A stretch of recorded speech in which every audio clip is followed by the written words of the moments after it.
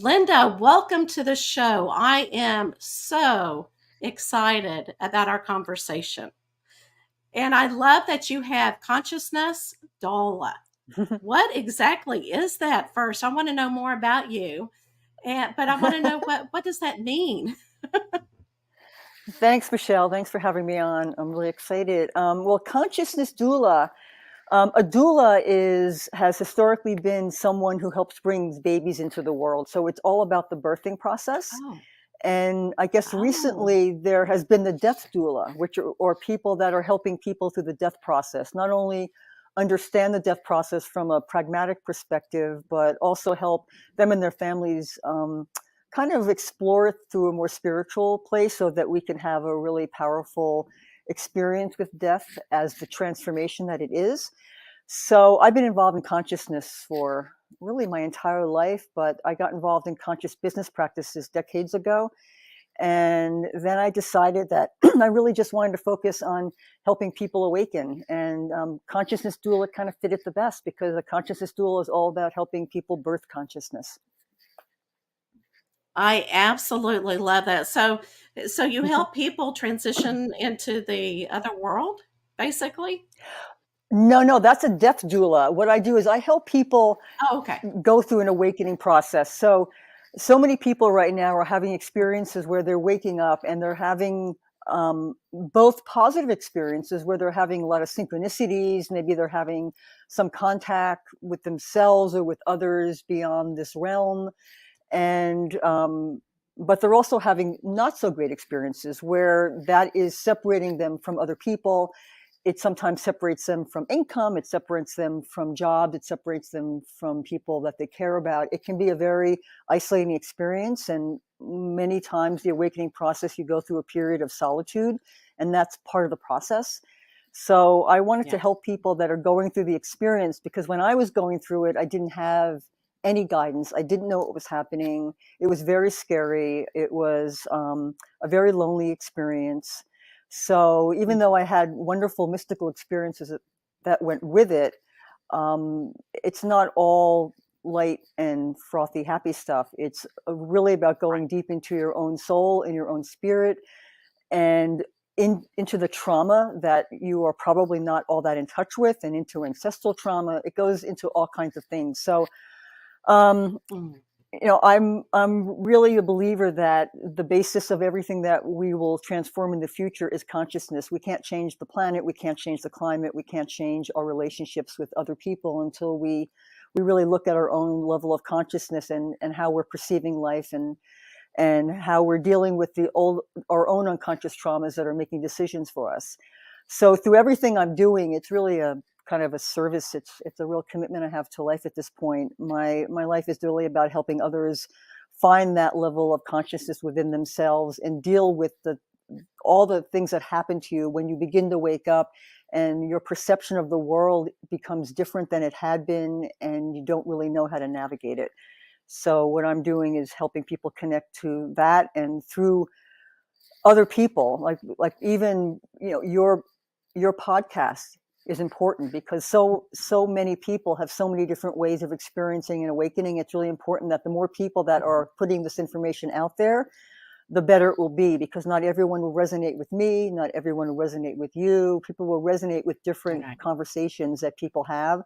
So I'm a big believer in the more the merrier when it comes to those of us that are out there with this kind of commitment.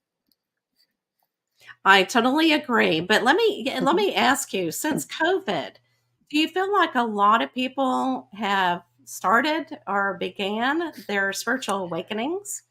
Yes, well, pain is an incredible awakener. Many of us will not really look at things until we experience some kind of pain around it. So Right. it was very scary. We went into a time where nothing that we thought we were going to be happened, and we were all transformed during the COVID experience. Whether and most of us, I think, are not in fully in touch yet with exactly what happened and exactly how we've transformed, but that will reveal itself in the next 2 or 3 years. But I think Yeah. what happened is it started rattling people. Not only that experience, but there are other experiences happening right now that are rattling people. There are also all kinds of energetics coming from different parts of the galaxy that are shifting the way that we see things and shifting our own energy. So I think many more people are having an awakening experience than actually know they're having an awakening experience. And I meet people all the Right. time, and the only way they know they're having it is because I happen to language and voice what they're feeling, and they've never heard it out loud before. They don't, they haven't watched podcasts like yours. They haven't gone online and really looked at what it's like to awaken, and they think they're just being dysfunctional in their own life, and they don't Yeah. realize that they're actually going through a transformation. So I think many people are having the experience that don't know they're having it, and that's why this kind of information is important right now. So we need to normalize the experience so people don't think that they're the freaks in the room. Oh, absolutely. And I love that because I know that our belief systems also stop us. We think, oh, it's such a, beautiful thing, or, but I can't go there. I can't touch that spirituality, and Hmm. I think don't you think our beliefs that we grew up with tends to block us grow spiritually? Yeah, well, we basically just live on belief systems. I have a belief system about consciousness. I don't know. I think the only true moment of truth we have in our life is the moment of death, because at that moment we know whether there's something else or not. But until then, I say that consciousness is this gigantic force. It's the life force of the universe, and what we do is we create reality nests of belief systems. So a bunch of people come together with a belief system, and we create a nest in consciousness that we call reality. And that's why there are so many different belief systems. That's why so many people believe so many different things, and they're all right and they're all true for the belief systems that they're living in. But what consciousness does, when you really begin to open up your awareness, your self-awareness, your external awareness, is it begins to bust open those nests of belief systems that we have. And that's when we sort of get scared. It's kind of like Russian dolls. Like, we live in one little Russian doll, and we think that that's life, and we think that that's our belief system, and that we think that's the only thing that exists. All of a sudden, for one reason or another, either through a trauma or through just an awakening experience, you bust out of that first level of consciousness and that belief system, and you're in something completely different. And all of a sudden you see, it's those aha moments. It's at that aha moment that you see something for the first time, and that brings you into the next layer of consciousness. And then the whole awakening process is just a series of breaking out of Russian dolls into another level of consciousness. I don't think we ever in this life get to the end, because I don't think there is an end. I think it's just a matter of where we're willing to go, because the further we go into expanded consciousness, the stranger it kind of gets. We start going into the subtle realms. We start going into areas that go against our cultural beliefs, our religious beliefs, our family beliefs. And some of us don't want to go there, and that's perfectly fine. There is no right or wrong. It's just a matter of where your soul is calling you. And if your soul is calling you to go to another level of consciousness, you're going to go. It's just a matter of the Yeah. experience you have going there. So, but you don't necessarily have to go further.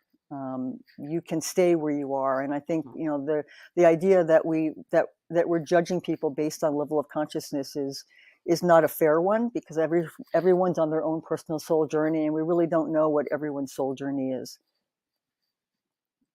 Right. And I love that because, there's no, like you said, there's no right or wrong because everybody is here to learn different things Mm-hmm. and we're on different journeys. Mm-hmm. And okay, so I got to change things and I got to talk about your book, Trusting the Currents. And Lynnda, I absolutely love the very beginning where you talk about the relationship with your father Mm-hmm. and how you were able to, and I think this is wonderful, and I don't want to tell your story. So I go ahead and tell us your story so I don't, water it down or anything. I want to Well, hear it from you.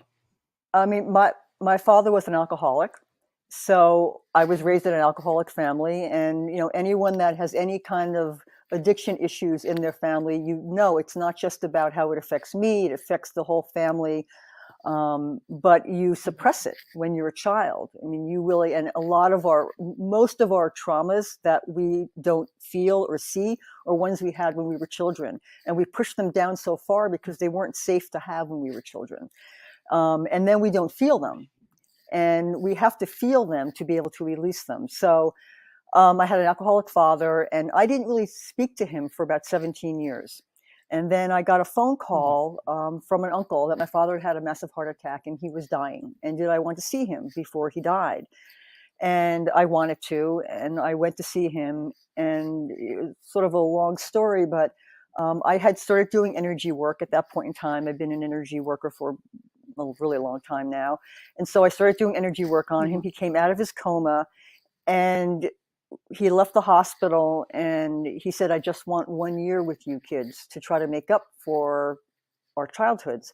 So for the next year, I took care of my father. And it was a real awakening into, not only my experience with being a child of an alcoholic, but also being able to see him not as a father, not the child that needs a father, but as the man who really did the best he could under the circumstances. He had been orphaned.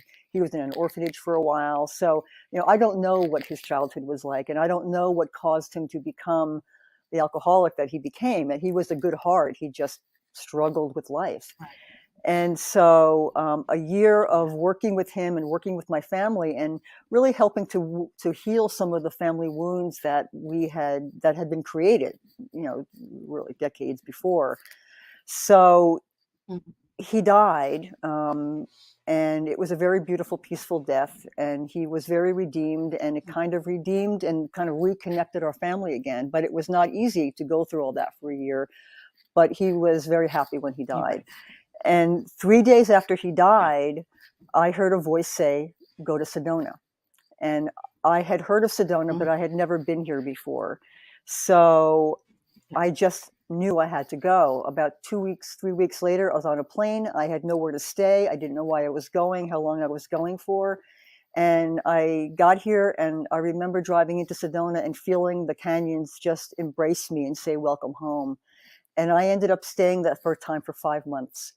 And I had all these mystical experiences, which were kind of a reawakening for me, because I had been a very conscious child, and I had been in contact with all kinds of beings when I was very young, but I was told that I was imagining it. So as a child, when you're creative and you're seeing things and you're speaking to things that no one else is seeing, you were told that it's your imagination, and you need to get normal. So I had put that aside, and it just reawoken everything. And that began my second awakening. And I went through a series of years of all kinds of things. But so that's what happened with my father. And I'm really grateful for that experience, because it was a difficult one, but it really helped me see myself in a different way and helped me understand my family, not just my father, but my whole family dynamic at that point. That's just so beautiful, because I'm glad that you had that year with him. Mm-hmm. Not only did he give you the gift, but you also gave him a gift as well. Yes. And so it was just such a loving story. Thanks. All right. So let's talk about Sedona and about channeling this book. And I absolutely love the dragonfly. So Yes. what made you put a dragonfly there? Well, when I was a child, I used to communicate with insects, but of course I was told I wasn't, so I forgot about that. And then when I came back to Sedona the first time, I started being able to communicate to them again. And when Addie Mae started coming to me, I had always gotten my whole life what I would consider high knowledge, and it was really more transmissions, which were just downloads of information about a whole bunch of stuff, about the world, about life, about me, about other people. So I've always gotten high knowledge, but I had never really heard a voice before. And it started when I was living in New York City, which is where I spent all of my adult life, except for the last 4 years. I was living in New York City, and I was in advertising, and I was in conscious business practices, and I was working on a project, and I was sitting there, and all of a sudden I heard a Southern Black woman's voice. And she said, it's not what happened to me that matters. And it was a very profound experience. It felt like she was standing right next to me, and it kind of freaked me out. But I wrote down the sentence, and then Yeah. I just started hearing her speak, and I just started writing her story down. And I probably got 2 or 3 paragraphs out, which were the first 2 or 3 paragraphs of her story. And then I felt her leave, and I was, okay, that was kind of odd. And I forgot about it. And then 3 or 4 days later, she came back. And so that began a process with her where she would come and visit me, and I would feel her presence, and she would always pick up where she left off. So I never knew where I was going with the book until I was writing it. And I didn't even know I was writing a book for a year. I just had a very strong impulse to write down her story. And then about a year into the writing it, while I was working and trying to have, a career while I was telling her story, she told me it was time to go back to Sedona. So we came back to Sedona, and I spent the last 9 months of channel. It took me 2 years to channel the book, and it took me 8 years to edit it, which is a whole nother story. But the 2 years of channeling, the last 9 months was in Sedona, and all of the nature that's in the book, which is a lot of it, it's almost a character, was all about my experiences here in Sedona. Yeah. And one day, as I was sitting in the creek in Oak Creek Canyon, after I had channeled, she always channeled in the morning, and then she left. I was in the creek in the afternoon, and a dragonfly came up and flew in front of me and just sat in front of my face. And I put my finger out, and it landed on my finger. And then I took my finger away, and it just kept hovering in front of me. And I did that 3 times, and then it hovered, and then it flew away. And the next morning when I woke up was when I wrote a scene about a dragonfly that was Addie Mae. And that scene became the icon for Addie Mae, which is the narrator of the book. Her name is Addie Mae Aubrey. And it also became the cover of the book. And the whole time I was channeling the book, I was able to call dragonflies to me. When I finished the channeling of the book, I could no longer do that. So it was an experience I was having during the actual channeling of the book. So why do you think that Addie Mae chose you for the channeler? That's a very good story, and I have asked her a million times, because here I was, a white woman from New York City, writing about a young Southern Black girl, and I knew that was not going to go over well. Right. And I fought her a lot. And the 2 things that I got from her was, one was that's exactly why, to show what 2 women who come from very different experiences can accomplish when they come together at the heart. And the second was to celebrate our differences. She said that we all come to Earth, because we come from this great white light. We're all the same, and we come here to experience our differences. And it's really one of the beautiful things that we have here.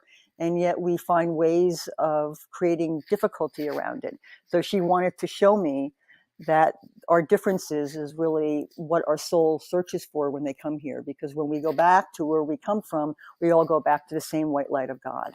And that was actually her words. So why it was me, I think probably because I said yes. I think she was searching for someone to tell her story. Maybe she had gone to someone else before me, and they just said, it's my imagination, I don't have time. Because I did have to surrender. She's probably been the most influential human being I've had in my life. She took me on a course that I never expected to go on, but I had to say yes. And I think a lot of people have inspirations, and they get little voices, and they ignore them because they think that they're imagining them. And I just happened to be the one that said yes to her. Oh my gosh, that is absolutely beautiful. And, you did a tremendous job, because her story is very culture as well. Just the way that she talks, and the way that her terminology. And then was it in the 1930s?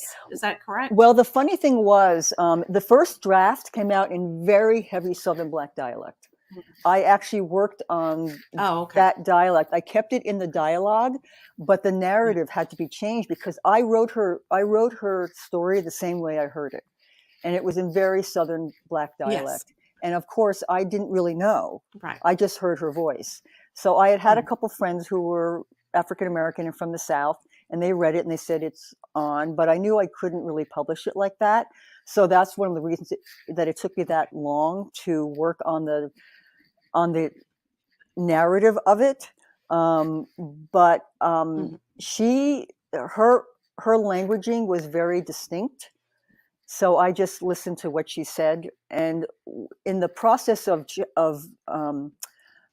editing the book, which took 8 years, one of the things I had to do was I had to instill an energetic frequency into the writing, because she had me bring an energetic frequency into the writing. So when you're reading the book, there are certain sentences and passages that you will resonate with and that you will feel. And that is because I had to work on a sentence for 3 or 4 hours to get the energetic resonance of it, so that Oh, wow. the transmission, because the book is a transmission as much as a story, and everyone reads it differently. Some people really have profound experiences with it. Some people just read it as a story. There's 3 levels to the book. There's just a story of a young Black girl in the South. The second level is universal life messages that are woven through the book. And the third is the energetic frequency that is written in the book. And when I tried to put a place, because everyone would read it in the beginning and go, well, where is this? I said, it's in the South. They said, well, where? Is it Arkansas? And every time Yeah. I tried to put a place or a time, she would not let me. She would Mhm. always take it out. The only, Oh, for me, right. it is set in the late 30s, early 40s. But the only thing that Okay. distinguishes the time at all is there's a pig called Franklin. And it's named after Franklin Roosevelt because it's going to feed so many hungry mouths. And that's the only place that there's any indication of time. And place is never indicated because she wouldn't let me put a place in. All the towns are made up. And what I found out since writing it, because I fought with her on that, she was a very strong woman. I fought with her on that. And what I found is that people that read the book, if they're from Arkansas, they tell me, oh, I know this place in Arkansas. If they're from Mississippi, they'll say, oh, I know that this is a town near where my grandmother was born. So everyone that has read it from the South can identify with it. And I think what Addie Mae did in the way that she had me tell her story was she wrote it in a way that allowed people to identify with her. So people who read it very much identify with Addie Mae. It doesn't matter what race they are, what age they are, what country they're from. They just relate to her. And I think that was a big part of the way that she had me write the book and what I could and could not put in the book. I absolutely love that. Now, does she ever come and visit you after the fact? No. What happened was, which was very discouraging for me, the minute she finished, Yeah. the minute I finished channeling the last words of the book, and I didn't know it was the last word of the book until I wrote it. And as soon as I wrote it, I knew it was the end of the book. And I started crying. One, because I think it was a release of some sort. Two, because I had gotten to love her and her family as much as my own, and I was really going to miss her. But I felt her leave. And after that, I never heard her voice again in the same way. But for a long time, I would feel her presence, and I would relate it to when I was a child. I used to raise baby birds that fell out of nests. And when they first learn to fly, they'll come back to you to eat. And then once they learn to eat, I would call them and they would chirp to let me know that they were there, but they wouldn't come back to me. And that's how it kind of was. Like she would chirp to let me know she was still there, but she wouldn't communicate to me in the same way. But I would feel her most when I was afraid. She thought fear was hysterical. She found fear to be a very funny thing.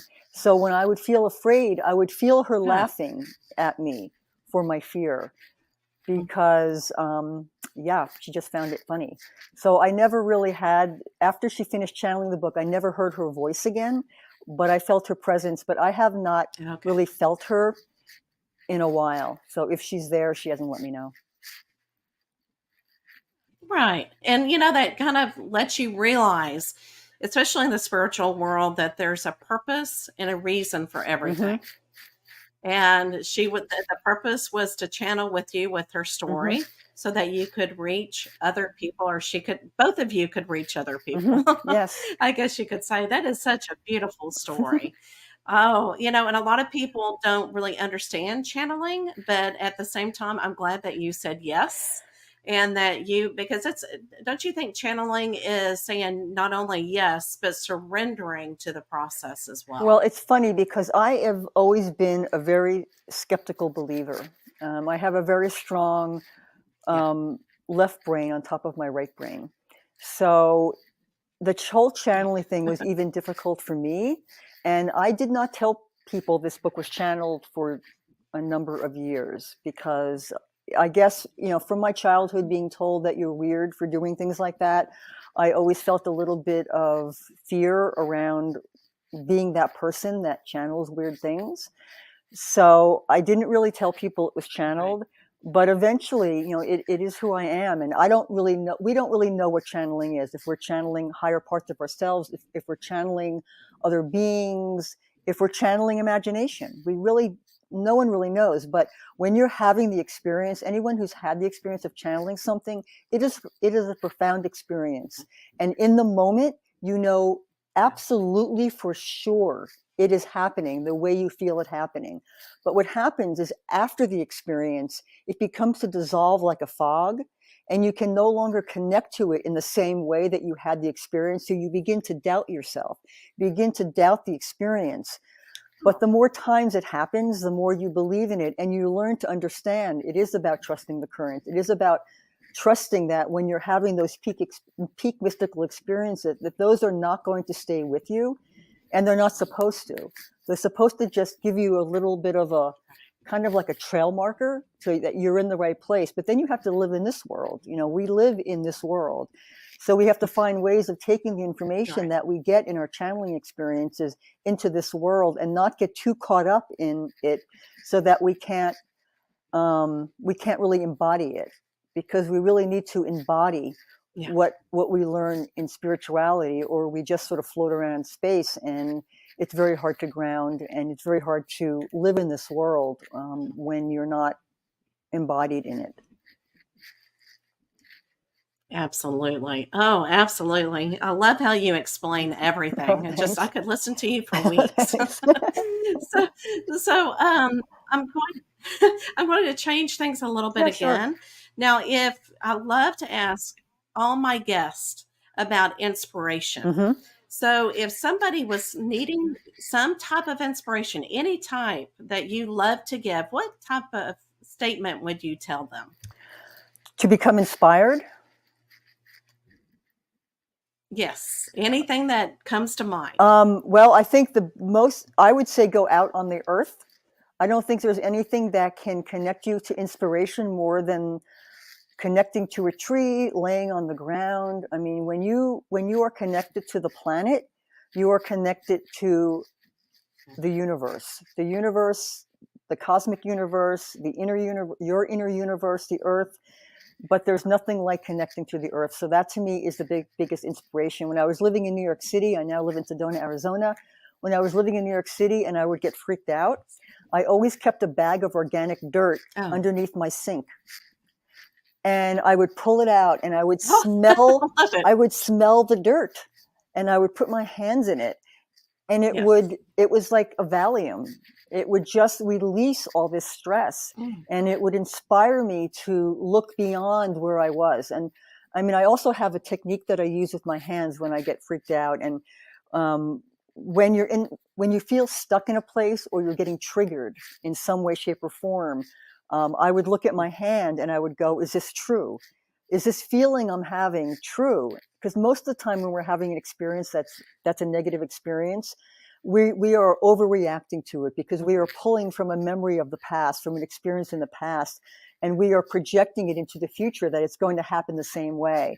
But it's not necessarily true. It can become true if you drag that past energetically into your present and into your future. So you looking at your hand and going, is this true? And then you realize that it's not true, that you are overreacting. Then you go, okay, if it's not true, what is true? And I look at my other hand, And I go, what is true? And then you think about all the wonderful things that are in your life right now, like the people, the experiences you're having. And if you can't think of anything that's good because you're having such a bad time, think about what you're grateful in life and focus on the gratitude. And you will find that this will start to release its hold on you, and you will start feeling more like this. And then if you go take one small action, whether it's calling a close friend who's going to tell you how wonderful you are, having a green juice, going for a walk in the woods, you then really anchor this. So both of these things help to inspire you away from, because inspiration is just bringing you outside of where you already are from an intuitive and a mental and a psychological perspective. So you sometimes need to seek the avenues to do that. And nature is one. And then there's all these exercises that you do, or read a book. I mean, there are many things you can do to inspire yourself. All it is getting you outside yourself. I love it. Absolutely love it. Are you ready for the last I'm question? ready. Let's pull it up. And you know what's interesting is the question always goes with the Oh, guest. great. It never, Synchronicity. fails. So I absolutely love it. I love it. Okay, so talk about time, because I know we talked about it during our conversation. So if you were able to go back in Mm-hmm. time, where would you go and why? Wow. I actually think about that a lot because, we all have times in our life that we wish that we could go back to and change that moment. But you also want to be old enough to have an awareness of what you're doing. Because, I'd like to go back. You want to be old enough so that you not just go back to 6 years old and go, okay, you're 6 years old, but what do you do with that? So, Yeah, I think I would right. probably go back to my early 20s because Mm, my early 20s, I had been a very spiritual child and kind of got away from it. And in my 20s, I got out of school and I was in New York City, and it was about being successful. What am I going to do with my life? You have to go with the program. And I look back now with everything I yeah. did, and I tried a whole bunch of, in my 20s, I tried a whole bunch of different jobs because I didn't have, I want to be an attorney, I want to be a marine biologist. I really didn't know what I wanted to do. And at the time, if I look back, I would have loved to have been an herbalist, but there weren't herbalists back then. So I would go back to my early 20s and really look at the direction I was taking my life in and be more conscious in my 20s of the way that I went through my 20s, because your 20s, unless you get yourself killed or hurt in some way, your 20s are such an adventurous time in your life. You get to have so many experiences that mostly the mistakes you make will be forgiven by time. So, and you'll look back at your 20s and you'll go, what was I thinking? Why was I upset about that? Why was I with that person? Why did I put up with that stuff at that job? But if I go back Yeah. to my 20s and go, okay, let me be more conscious to the decisions I'm making and to the reactions and responses that I have to things, I think it would have put me on a different trajectory. But then does my soul want that? So who knows? Yeah. Oh, I know. It's so interesting. If we could go back, if we changed one thing, would it change Yeah, everything about that's our it. life? And we don't know what So our soul where wants. can, yeah, right, exactly, exactly. So Lynnda, where can they reach you? Where is your favorite form of communication? Well, I am in the process of launching a new website. It's called wisdomkeeping.com. I don't Oh, have an email on that yet. It's just getting started. I have like a landing page up, and I'm going to be building that in the next 2 or 3 months. oh, But my email is Lynnda, Lynnda, at Pollio, Pollio.com. And that is the website for my book.